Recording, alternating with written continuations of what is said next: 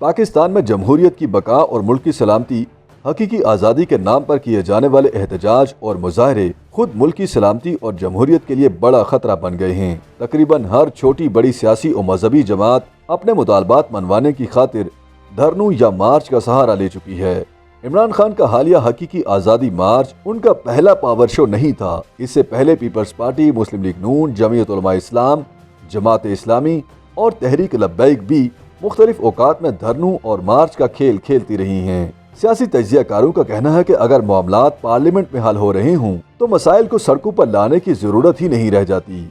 उनका कहना है कि पाकिस्तान में पार्लियामेंट का गैर मुअस्सर होना ही वो सबसे बड़ी और बुनियादी वजह है जो सियासी जमातों और रहनुमाओं को आए दिन सड़कों पर निकलने पर मजबूर करती है।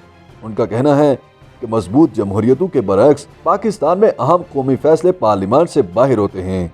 मसला ये है कि हमारी पार्लियामेंट एक मुअस्सर इदारे के तौर पर अपनी अफादियत खो चुकी है, इसलिए अब वहाँ शोर व गौगा तो बहुत होता है लेकिन काम बिल्कुल भी नहीं होता। इसलिए कानून साजी भी सदारती ऑर्डिनेंस के जरिए होती है। इसके अलावा कानून साजों की अपनी जिम्मेदारियों में अदम दिलचस्पी ने भी असम्बलियों को शहरियों के तहफ़्फ़ुज़ात की नुमाइंदगी करने में गैर मुअस्सर और बेमानी बना दिया है।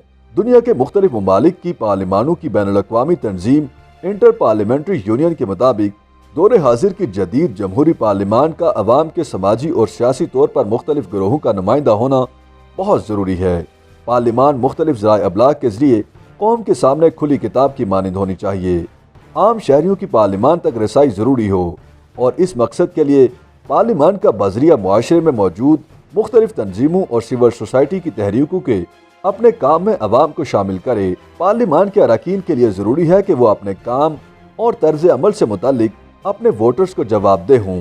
पार्लिमान उसी सूरत मुअस्सर हो सकती है जब वो आइंदा नस्लों की ज़रूरियात को फहम में रख कर कानून साजी करे।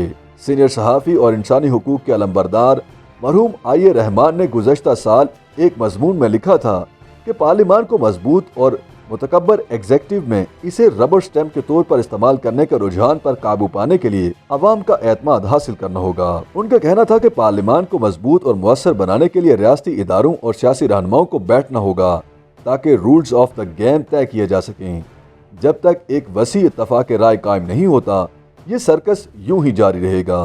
तज्जियाकारों के ख्याल में पाकिस्तान जमहूरी रवैयों में एक मुनफरिद मुल्क है जहाँ जो पार्टियाँ अशरफिया के कब्जे में हैं और पार्लिमान में मौजूद हैं वही लॉन्ग मार्च और एहतजाज का रास्ता इख्तियार कर रही हैं, जिसे आइन के मुताबिक करार देते हुए ज़ाहिरी तौर पर अवामी रंग दिया जाता है।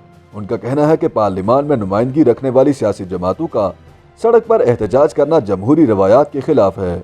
उनके मुताबिक पाकिस्तान में पार्लिमान को मुअस्सर बनाने के अलावा मुआशरे में उमूमी जमहूरी इक़दार और सियासी जमातों में जमहूरियत का फ़रोग़ वो इक़दामात हैं जिनसे सड़कों पर एहतजाज की सियासत की हौसला शिकनी मुमकिन हो सकती है। YouTube पर गूगली न्यूज देखने के लिए youtube.com की सर्च बार में गूगली न्यूज टीवी टाइप करें। गूगली न्यूज के पेज पर सुर्ख रंग के सब्सक्रिप्शन वाले बटन पर क्लिक करना ना भूलिए। YouTube पेज पर अपलोड होने वाली वीडियोस से बाखबर रहने के लिए बेल आइकन पर क्लिक कीजिए। आपको हर नई वीडियो के बारे में नोटिफिकेशन मौसूल हो जाएगा।